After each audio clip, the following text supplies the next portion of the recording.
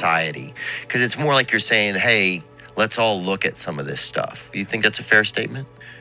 Yes. It's just education, like the education's what we educate youth on at all, really. To me, a lot of it is asinine.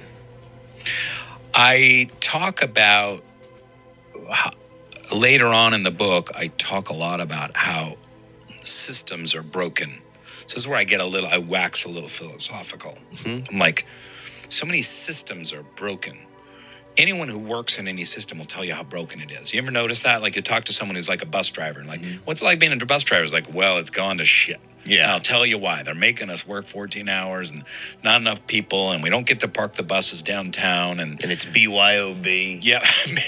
And you got to wipe down the seats yourself. We used to have guys that wipe down the seats, and every system is broken down because everything's based on greed. Everything's based on aggression and greed and one-upsmanship and competition and and healthcare and agriculture and education is one of those systems.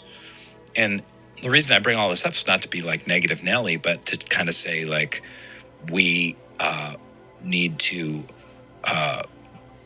realize that they're based on faulty systems. Like, take education, and I talk about when they poll people and they're like, hey, what do you want to learn in school? Mm-hmm. People will be like, gardening, or how to have a friendship, or how to take rejection, or how to, work on a car engine, or how to pay bills, right? And have like a banking account. All this stuff that people say they want. You don't learn shit about that. No.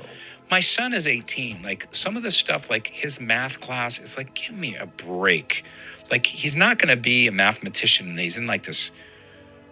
It's so hard and it's so pointless. And and you get something out of math. Like, it exercises your brain, right? It's like advanced Sudoku, right? Mm-hmm. Which is good for brain growth. Oh yeah. But it's not practical at all. And like, he took this history class, and his entire history class, like European history, was just about who won what battle. Yeah. In 1707, the French beat the Polish, and in 1842, the English beat the Dutch, and the Dutch beat the gays, and you're like, what is this? This is where's this going? Like, who's writing this stuff? Yeah, I agree, man. But who cares about that? Like, who cares who won the Battle of Shish Kebab, and in 1684? Yeah, 100%. I'd much rather learn how to.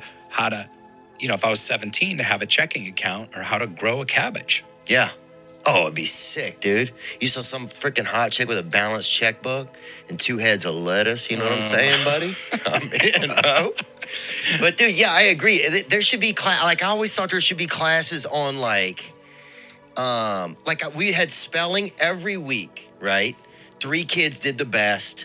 16 kids did medium. 4 kids could not spell ever. Yeah. And it was the same for the whole. After 4 weeks, let's just say we know what's going to happen. Yeah. Let's move on. Like, I think just let the 4 kids. Yes. Just duke it out among themselves. Yeah. I was always in the medium. Yeah. I was a good speller. You were a good speller? Yeah. Did you ever make it to some kind of finals? I made it almost, but I missed on inconvenience, right? That's inconvenient. I spent about 7 years working within the public school system, and to be more specific, working as a social worker here in a local high school in the Boise, Idaho region.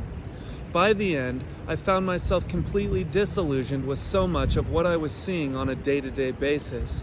I was also experiencing a large deal of cognitive dissonance because so much of what I saw in the public school system made absolutely no sense. I found that the students' deepest needs were not being met, and much of what was being taught was completely useless or outdated.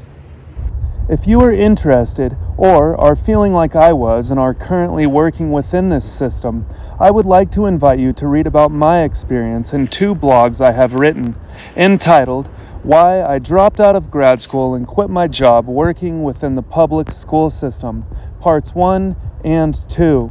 In these pieces of writing, I share a detailed account of my, at times hilarious, at other times horrifying, but mostly heartfelt, experience working within the education system.